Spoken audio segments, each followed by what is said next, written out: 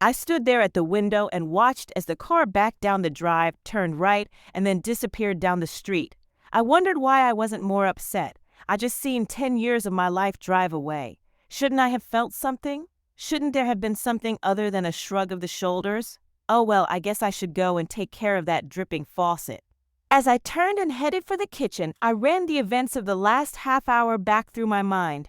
I'd come home from work to find my wife Peggy sitting at the kitchen table with a full glass of wine sitting in front of her. I knew something was up as soon as I saw her sitting there. First, she was home before me, and she never got home from work until a half hour to an hour after I did. Secondly, the understanding we had was the first one home would start dinner, and there was nothing on the stove. Lastly, there was the glass of wine.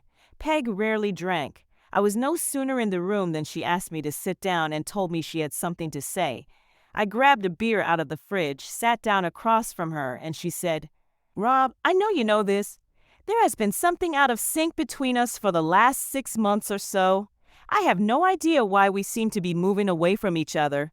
I don't know if it is something to do with me or something to do with you, but something is wrong. I've tried to talk with you about it, but all I get from you is that we are just going through a rough spot and it will get better. I've decided that we need to separate. I'm not talking divorce, just a separation for a while. I think I need some space, Rob. I need to get away, look at my life, and see if I can figure out where the disconnect between us is coming from.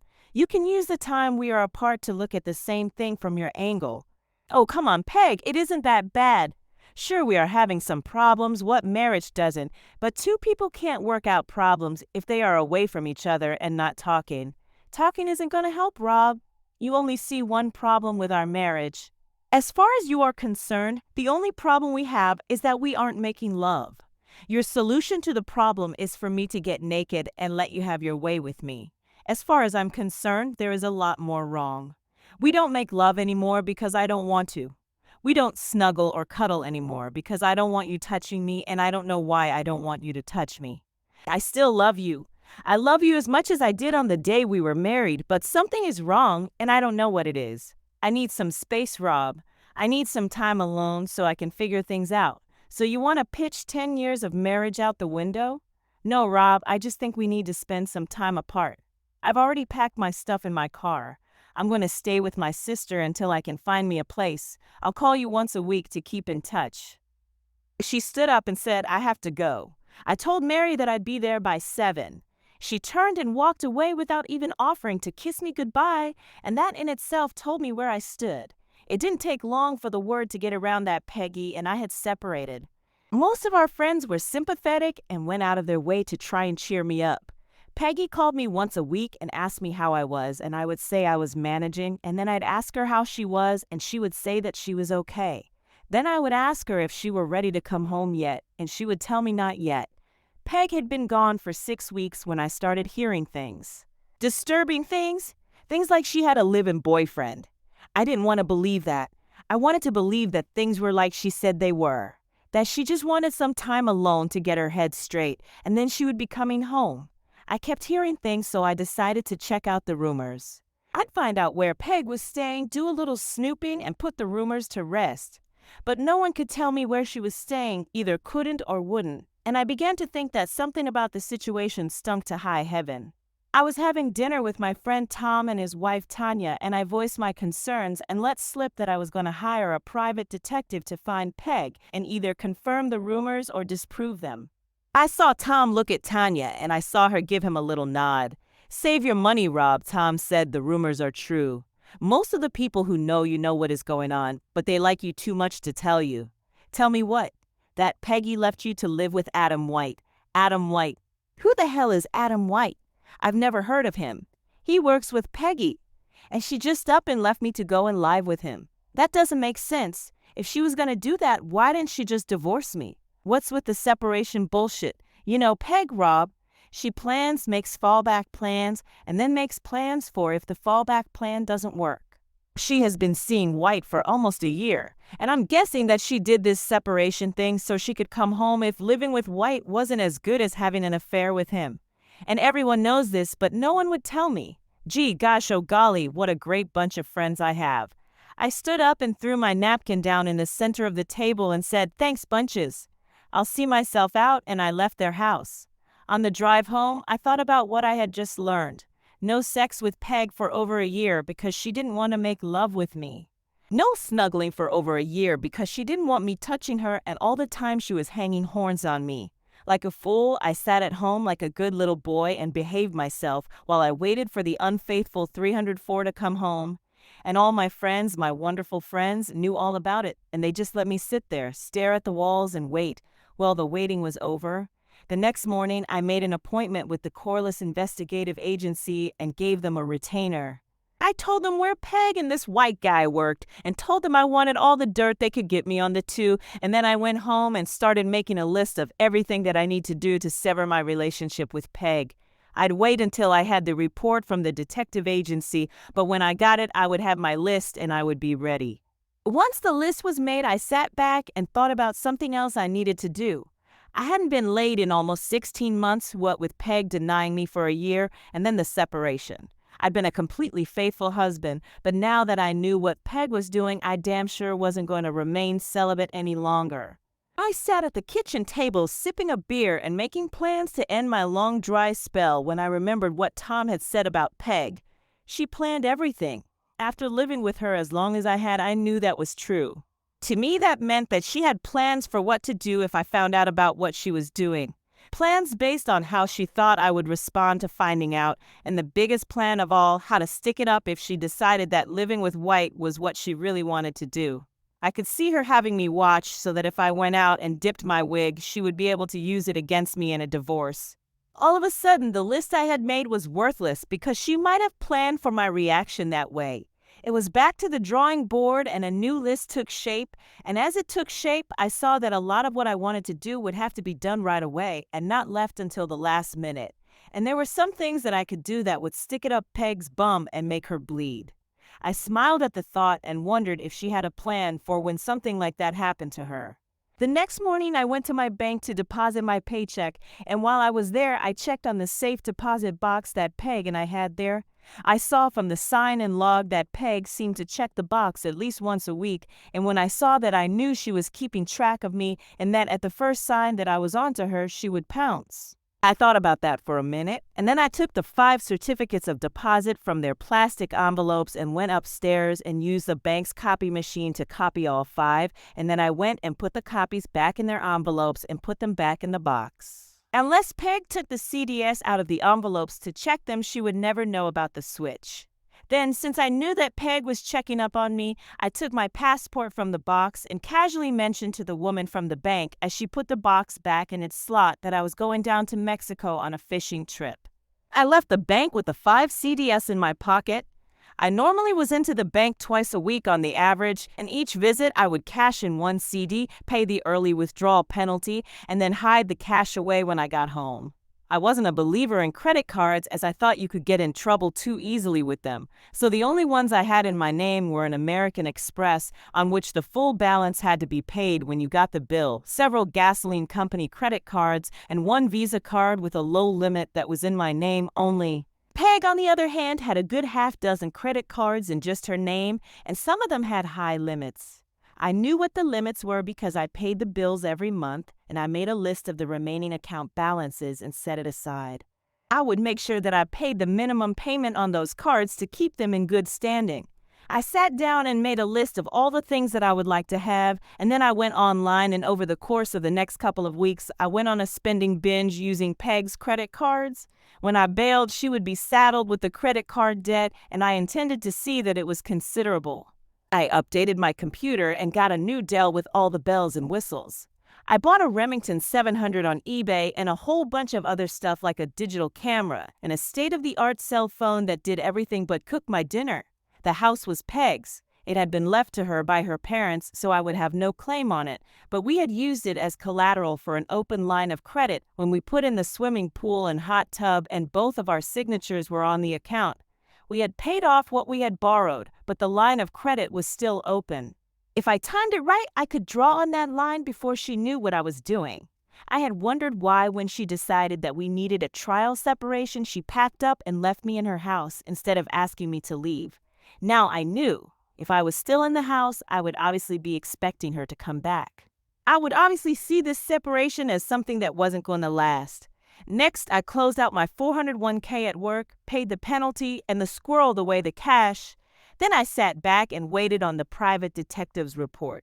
The one thing I couldn't figure out how to do was get my ashes hauled.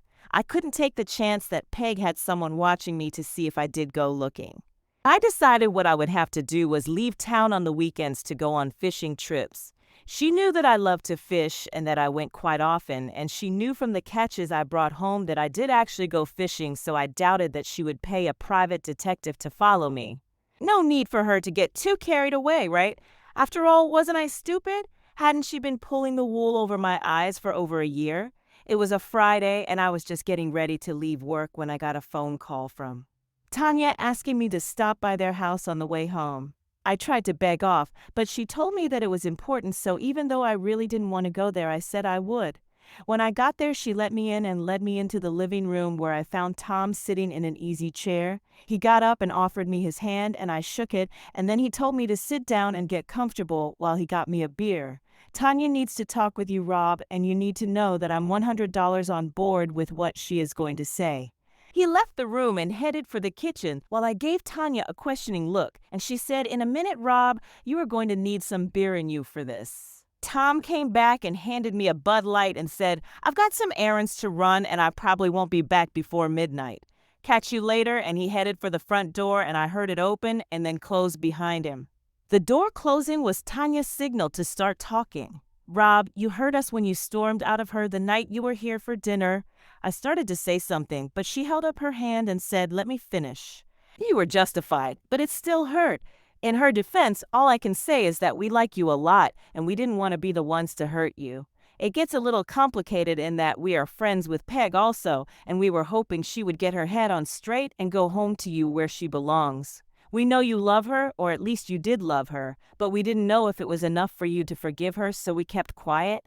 If you got back together and you didn't know, you could have gotten on with your lives without having to worry about forgiving and forgetting. That's it. That's our apology, but that is only part of why Tom and I wanted you to stop by. We know you, Rob, and we know what kind of a guy you are.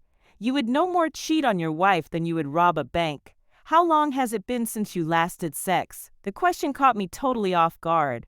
For the first time, I noticed how Tanya was dressed. Low-cut blouse that showed off her ample cleavage, short skirt, and high heels that showcased her marvelous legs, and friend or no friend, I couldn't help but get a hard on. Then I remembered Tom's "I'm a 100% on board" comment, and I had an idea where things were going. In a subdued voice, I told her that it had been a year and a half. She leaned toward me, and I got a look down inside her blouse as she huskily said, "I'd like to change that, Rob. Tom's my friend, Tanya. I can't do that to him." I started to get up, but she grabbed my arm and pulled me back down. "Tom's okay with this, Rob. That's why he left, to give us some time alone. This isn't a pity sex. Tom and I have talked this over for months now. You have something we want, so hopefully I can help you and you can help us." "I don't understand what you were saying." "To be blunt about it, Rob, Tom is sterile and we want a child. We want you to give me one." I was stunned. I sat there and stared at her, speechless. When I finally did find my voice, I said, "You just said that you knew I wouldn't cheat on Peg." "Yes," she said as she laid a hand on the lump in my trousers, "but that was before you knew what Peg was doing. Now that you know you were released from your vows to her, why me? We want it to be someone we know and not some anonymous sperm donor. We are also going to want you to be part of the child's life. You will be the godfather and will always be around as Uncle Rob." "This doesn't make any sense, Tanya." "Of course it does. What if something happens to Tom and me? Who better to take care of the child than Uncle Rob? On the bad side, God forbid, what if the child needed a liver transplant or something like that? Could we find the anonymous sperm donor? And even if we did, would he help? If we got on a waiting list, how long would we have to wait to find a donor who would be a match? No, Rob, we've thought it through. We want you to be a part of our family. On the other side of the coin, are you going to tell me that you don't find me sexy?" She looked at me and started touching me and said, "This says you do." And then she pulled me close to her and said, "There are benefits to being the father of my child, Rob. We will have to make love many, many times to make sure that I get pregnant. I won't limit you to just the days I'm most fertile. In fact, I won't even tell you when they are. It could take weeks, Rob, weeks and weeks, and you have been without for how long? We will help each other, Rob, she said as her lips closed around my neck. It had been a long time for me, and I knew that I wasn't going to last long. Now we can go into the bedroom and do some serious baby making, Tanya said. All my reservations about what was happening had disappeared about the time when she gave me a bee job, so I got up and followed her into her bedroom. We watched each other undress, and then Tanya got on the bed and spread her legs wide. From what I've read, the hotter the sex, the more receptive the womb is to the invasion of sperm. No loving and tender shit, Rob. Make my blood rush, make me scream and beg and screw my brains out. She reached down and pulled and said, have sex with me, breed me. I climbed on the bed and had an amazing sex. I felt it was much better than having sex with Pig. As soon as I came, Tanya grabbed a pillow and stuffed it under her bum to elevate herself so my sperm could flow down into her. Looking at her lying there, pushed up like that, made my soft tool start to harden, and as I slipped into her for the second time, I was hoping that it wouldn't take so I could come back and do it again. Once more, she stuffed the pillow under her bum when I pulled out of her, and then she said, I did Tanya one more time before I left to go home, and just before she let me out the front door, she kissed me and thanked me for what I just done. I'd like to do it every day until I get pregnant.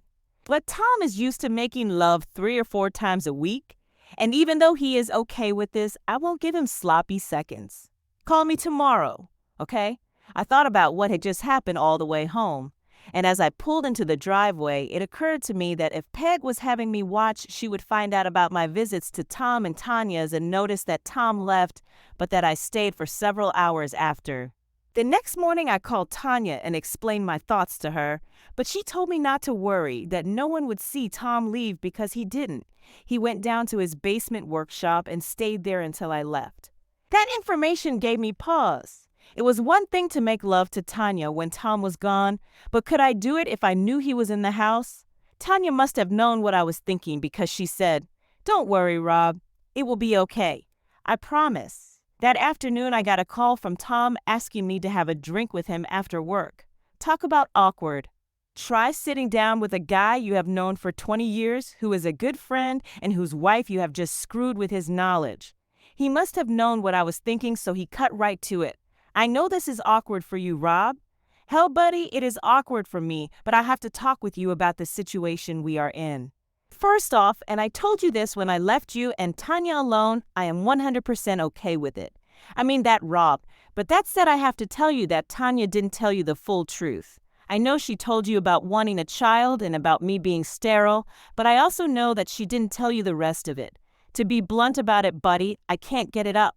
I haven't been able to make love to Tanya in over a year. My God, that is why she was so hot last night. She was playing catch-up.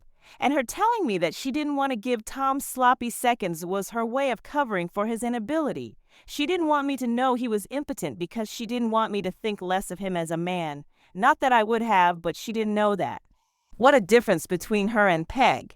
Tanya put Tom first, even in difficult circumstances, while Peg thought only of herself. I don't know if it came through to you last night. Tom went on, but Tanya is an extremely sexual person. My not being able to perform was driving her up the wall. She has tried hard to hold it together, Rob, but sooner or later she was going to cheat on me.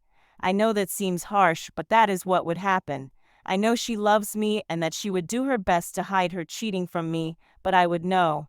How could I not? If she got late, she wouldn't be climbing walls anymore, and I would notice. I love her, Rob. The woman is my life. If I didn't have her, I would just die, and that's the problem. If she snuck off and cheated behind my back, I couldn't live with her. I would know why she did it, and I would understand why she did it, but I couldn't live with the dishonesty of it. The only solution, at least as far as I could see, was to make it happen out in the open. But Tanya isn't the kind of woman who would agree to taking a lover and going into the bedroom while I sat in the living room and watched TV while she screwed. She could probably have done it with a stranger in a motel room with me not knowing, but she couldn't just do a guy with me knowing, and then a different guy the following week and another the week after that. What we needed was someone steady, someone we both liked and were comfortable with. We sat down and made a list of possible candidates, but couldn't agree on anyone. We kept coming back to you, but we were afraid that if we started with you and then Peg came back home, it would stop and we would have to start back over. and Peg would eventually come back to you. Everyone who knows Adam White knows that he is a dipshit a hole, and Peg would soon find out and go home to you secure in the knowledge that you had no idea of what she had been doing. I have no idea why she thinks you were that dumb. I can only guess that she thinks you love her so much that the thought would never occur to you that she might be up to something. I had a chuckle at that. She pretty much read me right, because that is just the way it went, and it was only because the separation was dragging on and on that I finally tumbled to the fact that something wasn't kosher. Well, you do know now, and I know even if Peg doesn't, that now that you do know, she is history. I know you won't take her back now under any conditions. That freed Tanya and me up so that we could approach you. Tanya and I want a child, Rob, and Tanya needs a steady sex life. And until the doctors can find and fix my problem, someone else is going to have to provide that sex life for her. I know it sounds silly to say this, but you making love to my wife is going to save my marriage. You just have to get comfortable with the idea that I know and that I'm all right with it. I didn't know what to say. The whole thing was so off the wall that even though it had already happened once, I was still having trouble believing it. Tom stared down into his drink and then looked up at me and said, "It kills me not to be able to take care of my wife, Rob, but it would kill me if I lost her. I need you to do this for me, bud. I really do. Can I count on you?" I stared at him for a few seconds and then nodded my head yes. Sunday, I had Tom, Tanya, and 3 other couples over for a barbecue, and when the other couples had gone, Tom went into the den and played on my computer while Tanya and I went up to my bedroom. By the time I was undressed, Tanya was lying on the bed and imploring me to hurry. My house, Tanya, and in my house and on my bed, we do it my way. I kept her legs up on my shoulders so gravity would help my little guys in their race to her core in search of her egg. After maybe 30 seconds, I told her to put a pillow under her bum, and then I let her legs down. Tanya looked up at me and said, Peg walked away from this. The woman must be crazy or stupid. With that stroke to my ego, I just had to justify it, so I swung over her in a missionary position, and as she said, "No, Rob, I needed to do its job," I laughed and said, "If any is still there around the opening, it isn't going anywhere anyway." 5 minutes after that, I was driving deep into her for the second time. I saw that Tom knew what he was talking about when he said that Tanya was a very sexual person. She got a third time out of me before I walked her and Tom to their car. Tom shook my hand and Tanya kissed me on the cheek, and we all agreed that the day had been a success and that we should do it again sometime soon. Anyone watching would assume that we were talking about the barbecue. Monday afternoon, I met with John Abbott from the Corliss Agency, and as he handed me the report, he said, "I'm sorry. Every time I do one of these things, I hope it is all a simple misunderstanding and that nothing is going on, but there is no doubt here. Your fee also covers our court appearance on your behalf if what you decide to do goes to trial." I shook his hand and left his office, and on the drive home, I wasn't near as enraged as I thought I would be. It was probably because I had already accepted that it was true, and that by the time I got the report, I had settled everything in my mind. What was I going to do about the situation? Nothing that I had not already done. The only thing left for me to do was time the draw on the house line of credit so Peg wouldn't know about it until it was too late. I would see an attorney and get the papers drawn up, but I would hold off on having them served until I was ready. For the next 5 weeks, I saw Tom and Tanya 3 or 4 times a week, either at their house or mine. They let the word out that I was going through a rough patch and that they were spending time with me trying to cheer me up. I got my weekly phone call from Peg, but I stopped asking her how she was and when she would be coming home. Finally, I'd had enough. I wrote checks against the line of credit, and as soon as they cleared, I found an apartment, moved out of the house, and had Peg served with the divorce papers. They cited irreconcilable differences instead of adultery. I did it that way so that Peg wouldn't know that I knew about White. She would see it as my way of trying to push her into deciding to come home. She would call me, feed me a line of bullshit about how I was overreacting, and then she would probably suggest that we meet someplace for a drink and to have dinner where she would try and calm me down and talk some sense into me. I would agree to meet her, listen to her, and then tell her I would think about it. It would buy me several days for the line of credit checks to clear and for me to clean out the checking and savings accounts. It went just how I thought it would. First, the phone call telling me that I was being unreasonable, that there was no need for me to get attorneys involved. I told her that I was tired of the neither fish nor fowl situation. You don't want to be with me, so it is time for me to accept it and move on with my life. I agreed to meet her at Angelo's. It was the first time I'd seen her since she walked out on me, and she looked good. I was going to miss her. Strike that.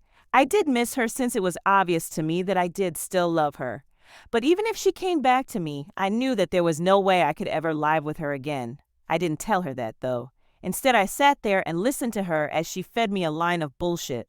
She was seeing an analyst, and she was helping Peg understand blah, blah, blah, and Peg was making good progress, and all she needed was a little more time.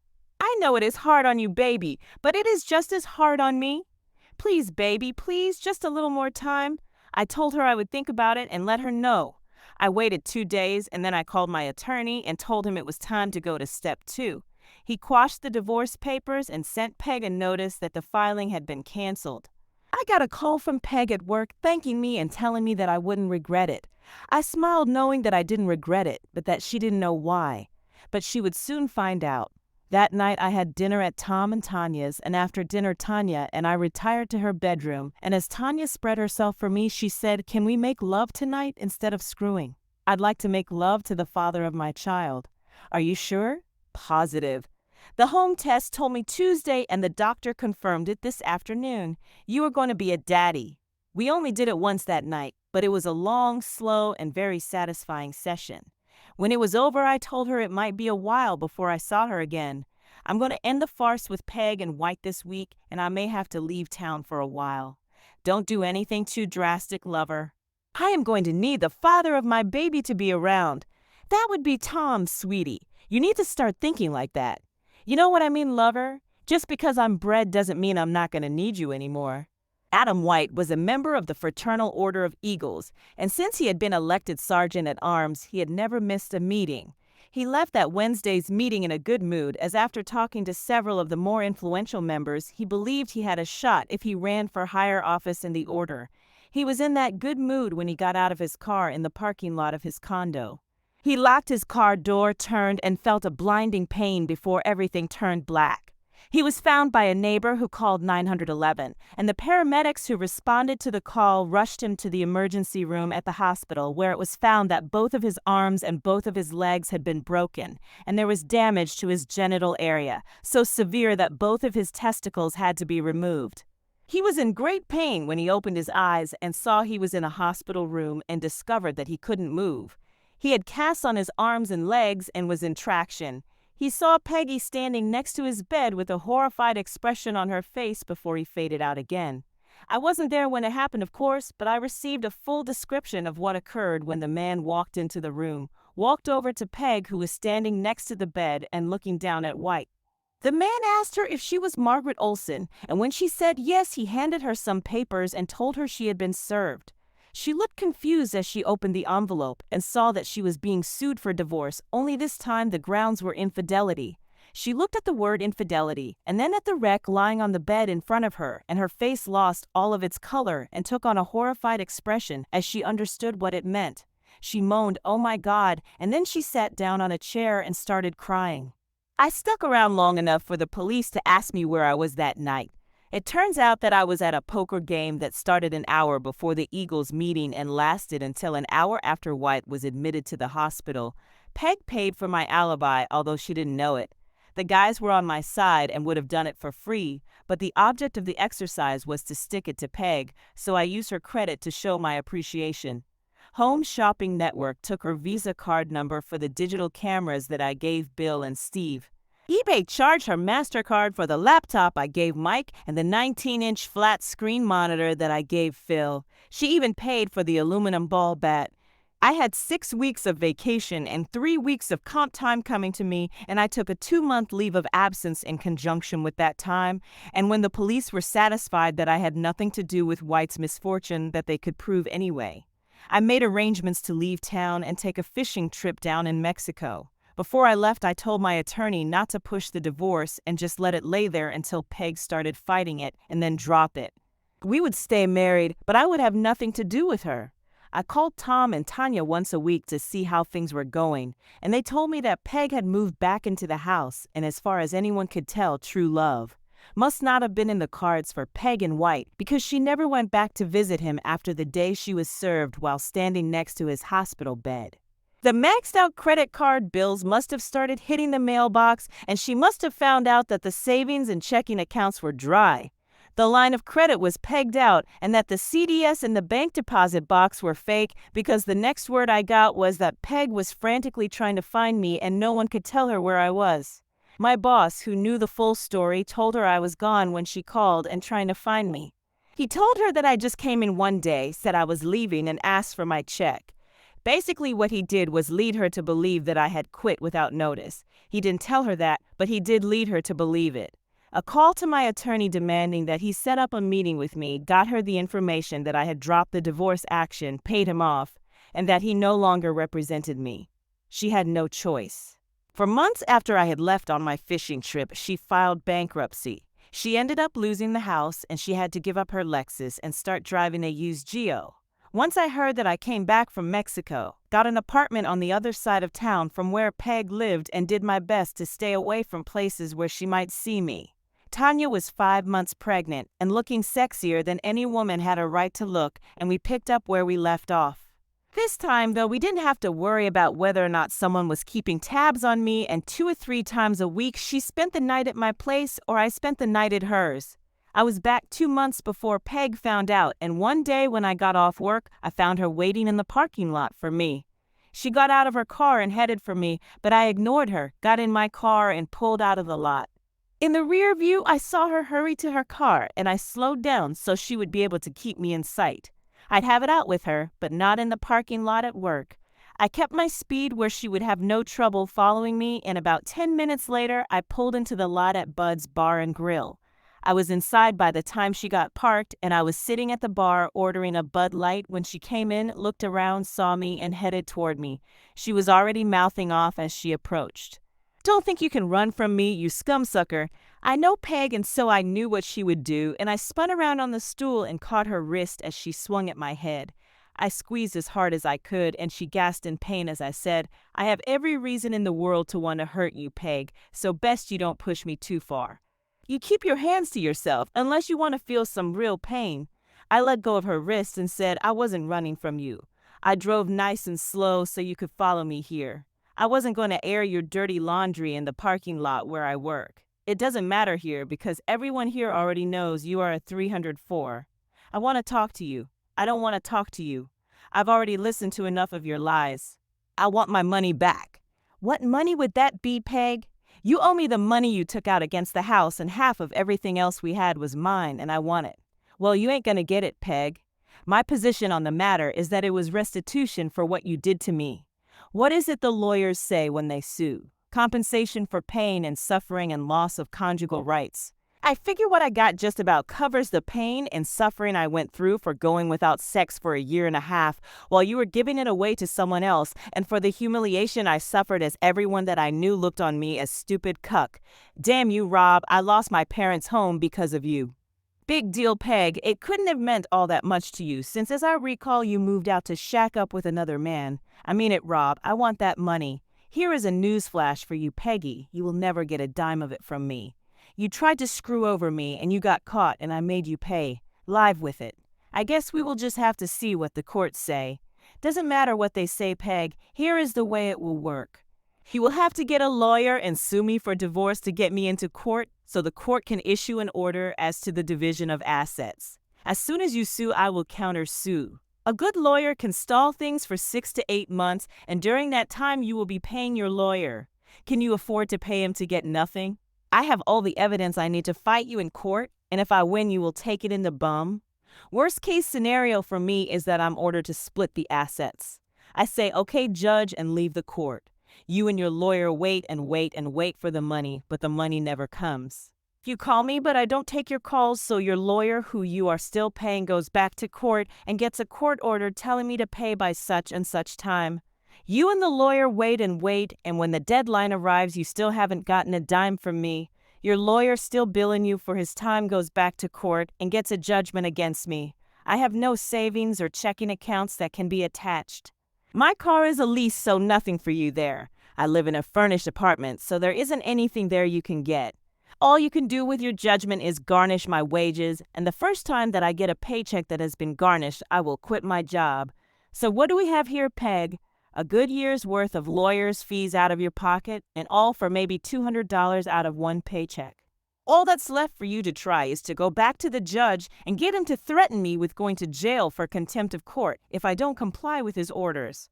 All that will get you a peg is a postcard from me from some small fishing village in Mexico where I will take up residence until my money runs out. And I've got a lot of pegs. Thank you. Face it, Peggy, you screwed over me. Got caught and I got even. Consider yourself fortunate. Think about what happened to your boyfriend and consider yourself very fortunate. He lost his balls, and now he can never screw with another man's wife. You, on the other hand, can still spread for anyone you want. I knew it. I knew you had something to do with what happened to Adam. What you think you know and what you can prove are two very different things, Peg. By the way, how are things going with your love affair? From what I hear, you haven't seen the poor man since his first day in the hospital. What would be the point? You took away the only thing he had going for him. Oh, that's cold, Peg. Even for you? It's the truth. He was extremely well endowed, and he was a marvelous lover, but I would have tired of him eventually and come home. Oh, gee, Peg, if only I had known. All of the unpleasantness could have been avoided if I had but known that someday you would have come home to me. Oh, damn, I guess by my actions I messed that up, didn't I? I'll have to carry that regret to my grave. Oh, what a joy life could have been had we only communicated better. You can be such in a hole. Yes, Peg, and you are a worthless, cheating 304. I finished my beer, got up and said, have a rotten life, Peg, and I left the bar. 3 days later, I was served with divorce papers citing irreconcilable differences. I didn't contest it, and she was awarded half of the marital assets, and I was ordered to pay her the money borrowed against the line of credit. I wished her luck in getting anything and tossed the final decree in the trash. She must have believed me when I told her how things would go because I never heard from her again. One interesting thing came out of the mess. Everyone was agreed that White was a dipshit a hole, but even dipshit a holes can have a friend or two, and one of White's was Peggy's boss. He wasn't happy with the way she treated White after his misfortune, and he fired her. Well, fired isn't the way it was put. A downturn in the economy necessitated a downsizing and Peggy was let go, but everyone knew that she was fired. She couldn't find work in our area, so she relocated to California where she had some relatives, and no one, not even her sister, has heard from her since. There is one more chapter to the story. It was a sad ending, but at the same time a glorious beginning. Tanya had a beautiful baby girl and Tom doted on her and spoiled her rotten. Uncle Rob was a constant visitor and spent many hours crawling around on the floor with little Martha. Tom never told Tanya or me the full story. He knew why he had erectile dysfunction, but he hid it from Tanya. He had cancer, and it didn't get caught in time, and the cancer spread. Following his funeral, Tanya handed me an envelope addressed to me. It was addressed to me, and written across the front of the envelope were the words, "For Rob's eyes only." I looked at her, and she shrugged and said, "I have no idea. It is addressed to you, so I haven't seen what's inside." I opened it and read, "Hey, bud, if you are reading this, I'm gone. There was a reason I picked you. Yes, it was me, not Tanya, to father our child. I knew I wouldn't be there for them, and I wanted someone I knew I could trust to be around to watch over them. I knew I could count on you, so you got elected. Don't let me down, bud. Take good care of our girls." I handed the letter to Tanya, and she read it and started crying. I took her in my arms to comfort her, and when she was all cried out, she asked me what I was going to do. I'm going to do just what he knew I would do. I'm going to take care of my girls. 6 months later, Tanya and I were married.